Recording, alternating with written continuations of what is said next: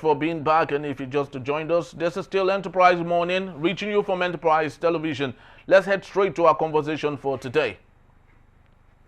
In preparation for the 2027 presidential election, allies of the former President Goodluck Jonathan and top PDP leaders are actively working to form a united opposition capable of challenging the ruling APC and President Bola Tinubu, who has been endorsed by his party for re-election. With the PDP zoning its ticket to the south, the race is shaping up to be a southern contest. Efforts are underway to convince Jonathan to join the race, while key figures are also wooing a former Labour Party presidential candidate Peter Obi to return to the PDP. Obi, who left the PDP in 2022 and has since emerged as a prominent opposition voice, is backing a broader coalition that includes the African Democratic Congress ADC and features political heavyweights like Rotimi Amaechi, David Mark, Rauf Aregbesola, Nasir el-Rufai. Though non-committal about rejoining the PDP or formally aligning with the ADC, Obi has expressed support for any movement aimed at unseating the APC. Other southern politicians reportedly eyeing the 2027 race include Rotimi Amaechi and Oyo State Governor Seyi Makinde. Let's get talking. I still have with me Sonny Ibuanugo. Thank you so very much for hanging on. We truly do appreciate you. So let's, just before we get into talking about the PDP interest for Peter Obi, let's get to Anambra State for a bit, especially knowing that the governorship election for 2025 off-cycle will be happening on the 8th of November 2025. Right now we have about 12 candidates from 12 political parties, every party represented, for the gubernatorial election in Anambra State. How is the situation there right now as we speak? Well, the situation is that the government in power is preparing to win the election by all means, while the opposition is gearing up, sensitizing the people to ensure that the government in power is removed. Because just like it is happening at the national level, the government in power in Anambra State is trying to give you the impression of the level of desperation in his government, both by himself and those working with him. There's a lot of desperation to capture, to reform in 2026, perspective of the underwhelming performance of the government in delivering the promises made to the people of Anambra State, which is principally to transform Anambra into the Dubai, Taiwan model in Africa, to make Anambra the Dubai, Taiwan model of Africa. He has failed completely in achieving that, and he has not scratched the surface in achieving it. And most of all, Anambra is grossly. I was giving you a description of how, before now, their plot is to capture the votes of Anambra State through the background, and that is quite unfortunate. But the opposition is rising up to the because now the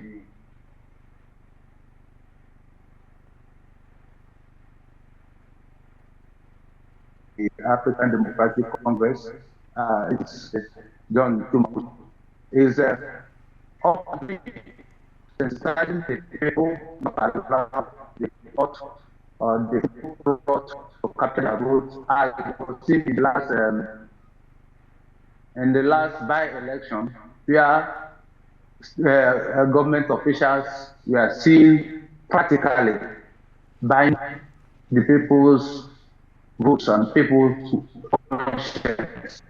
People who are thrown into abject poverty, who are using ruler as the weapon. We are meant to set that votes. And at the end of the day, the activists won in the two elections that happened in the state. And there is a lot of bloating in government. And then I think that from looking at that model, that is what they are going to unleash in the November 8th election, which is unfortunate that they are husbanding the Commonwealth of Anambra people to unleash it on that day. This is what we saw on August 16th. I'm sure it will not be different from what will happen in November 9th. In fact, they will increase the tempo. That is what I'm going to see on that day. And but the ADC, especially and other opposition parties, are certain Anambra people,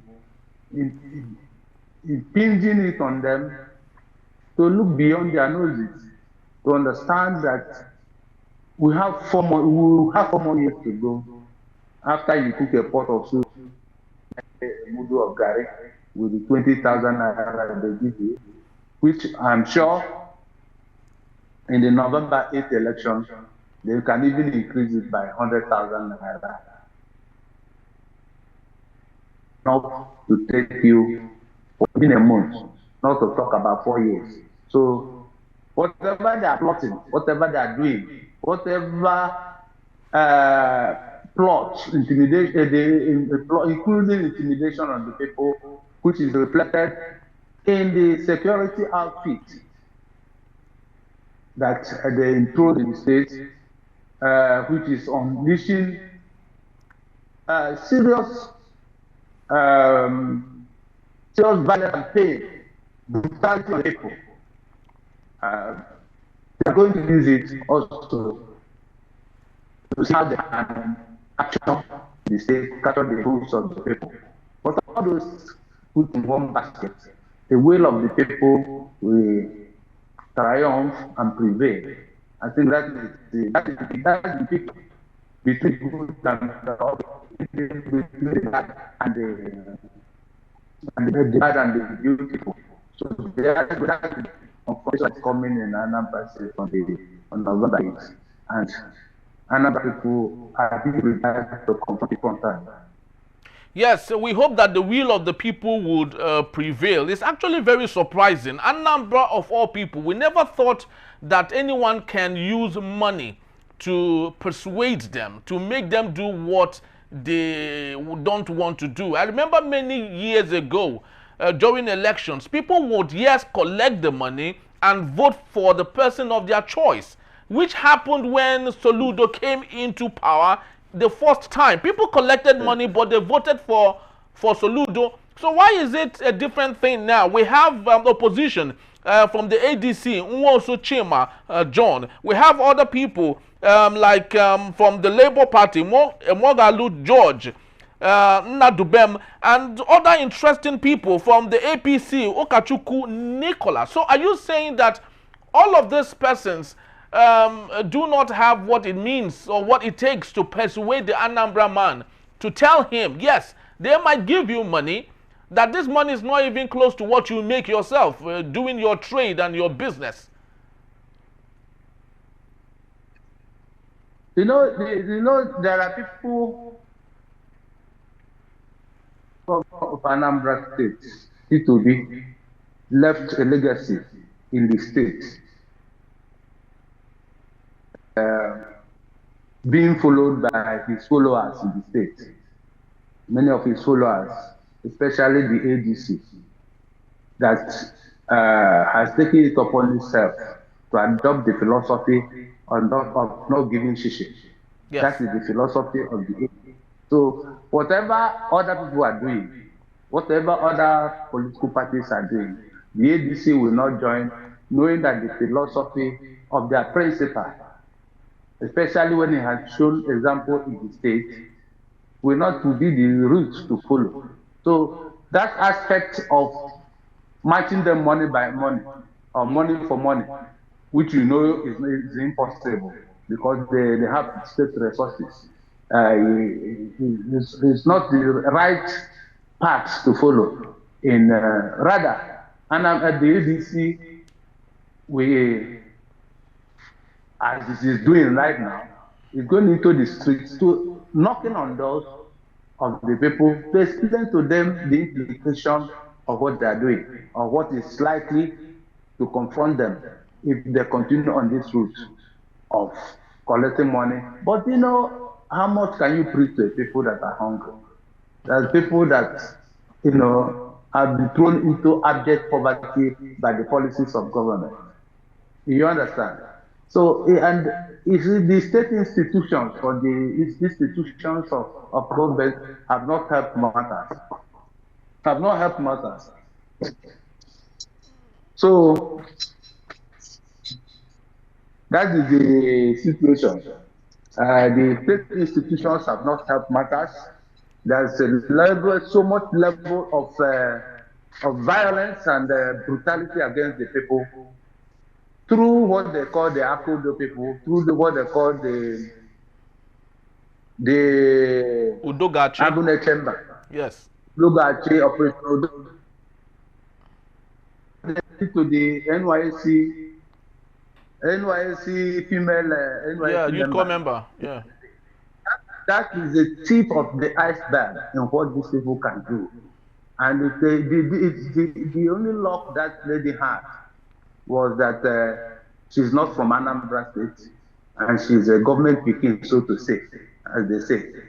If she were not a government pikin or the tape did not leak, then that matter would have been buried as other matters have been buried. That is the problem we have in Anambra State. No matter how much you shout, no matter what you say, nobody cares to listen to you. Worse things have happened in this state. People have been mowed down in a hail of bullets by this group and labeled armed robbers or labeled criminals only for subsequent revelations showing that these people were innocent people. One of them was the one that happened in Owerri, Zukan. There are 3 people who were wrought iron designers working in the house owned by the Reverend Father. We are pulled down and mowed down in a hail of bullets in the daylight. And other members of the community rounded up and declared criminals. It was only the outcry of the people that saved that situation for those people to be released. But today, the 3 people that were killed in that escapade, in that operation, nobody has answered the question about them. Nobody has been brought to book. Nobody is known to have been questioned by either the police or anybody. You are aware of the case of Justice Azuka, the legislator from the Labour Party, yes. Yes, today, the people that were arrested as culprits, those who allegedly killed that gentleman, nobody knows what happened to them. Nobody knows. They say some of them escaped. But those who did not escape, who are still, why haven't you brought them to trial? These are the issues. So, but when people don't know the level of suffering Anambra people are going through, people don't know, and that is why it is important. That is what ADC is taking to town to explain to people the implication of all these things, and that is why I believe that come November 8th, Anambra people will take their decision. Yes, sincerely, we hope that Anambra will take their decision and see themselves as one state that is very peaceful, a state that is entrepreneurial, a state that is the beehive of activity and commercial things happening there. But let's get back to Peter Obi at this point, because that's what we have on our reportage now. Where do you think he stands at this point? I would love to believe Peter Obi should be one individual that is in a cul-de-sac. He is not in PDP. He is not in ADC. He is not in Labour Party. Like we have seen lots of things happening there. Where exactly is Peter Obi at this point? Because you said in one of the answers you were given that his mentees are actually taking, things from him. He has not declared for the ADC yet. So where is Peter Obi at this point? Well, I do not speak for Peter Obi.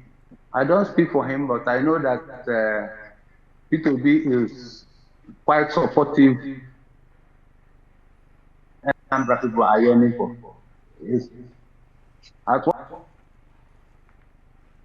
I know that Peter Obi has told you that he's a member of the Labour Party, but he's still in the coalition. That tells you a lot. The Labour Party from the last election, as it appears, has no candidate. The last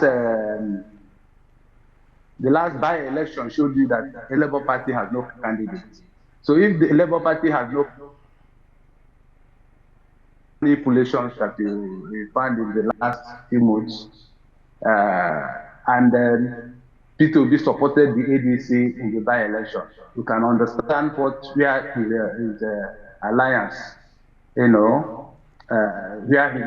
he's aligning to.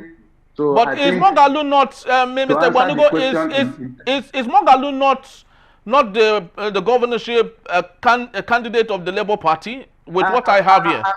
I have presented the picture to you. Okay. The Labour Party candidates were there until the last day of the last week of the election, when INEC released their final list of candidates. I don't think the situation will be different in the November 8th election. I don't think the picture will be different. So it's important. It's incumbent on Anambra people to know where to align to. And for me to, since I don't speak of Peter Obi, I cannot be categorical. But looking at the picture of events and the sequence of events, it is very clear where it is.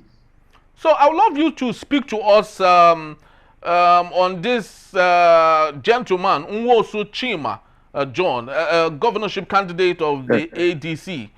Speak to us about him. What is different about him? Why do you think the Anambra people should go for him? What is he bringing to the table that is different from what Professor Chukwuma Soludo has done? Well, what is different in the first place is that the two Mangus will not lie to the people. Will not tell you, will not promise you what he cannot do. And which is what has happened in our situation here in the last 4 years, where we are promised to buy Taiwan of Africa, and not a scratch of that has happened.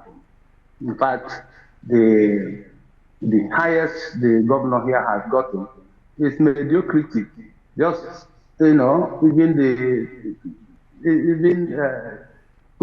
Anambra into the backwaters of everything, development and politics, taking Anambra to the go-getter in terms of politics, because from his pull him down syndrome, it is very clear that even the one eye which Anambra people are seeing now, he wants to pierce it and blind it so that nobody can see again.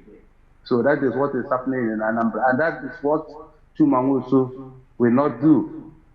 Chumangusu understands the reading of the music in Nigeria today. ADC is the platform for the real change that Nigeria is yearning for.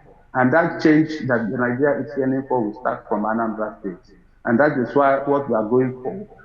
As for what John Chumangusu is bringing on the table, he's an ICT guru.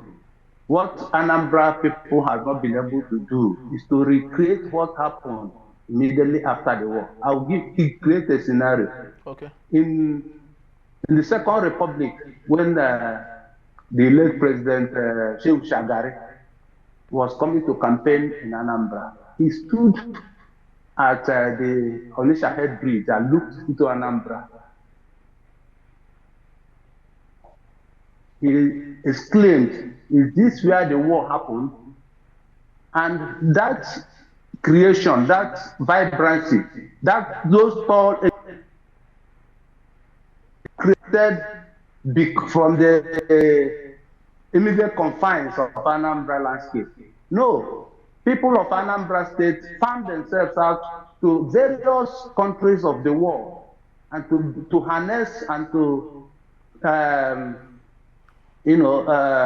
harness the resources of other people and brought them in Anambra to develop Anambra State. That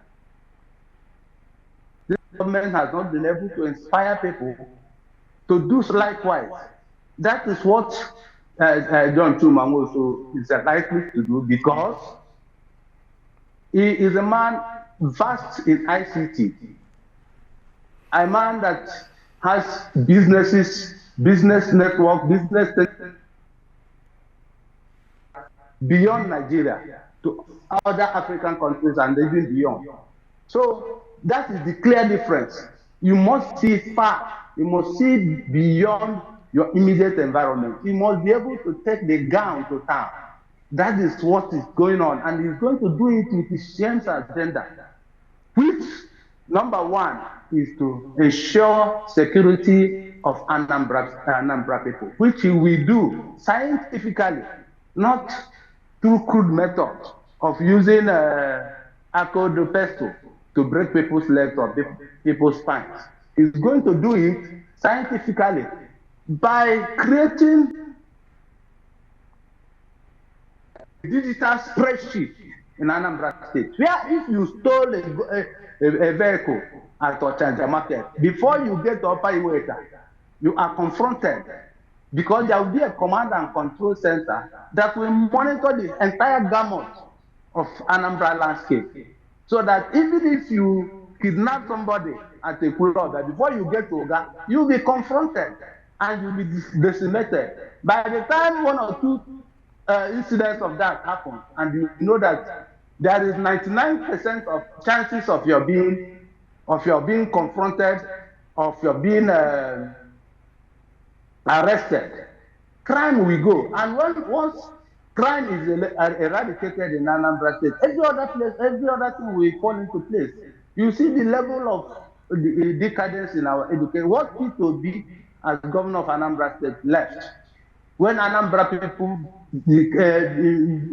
became number one, when Anambra State became the number one in both NECO and WAEC, when Anambra became the first in terms of NDGs, all of those are plunged into the deep abyss. And today what we have is a mediocre situation. We cannot continue like that. And that is what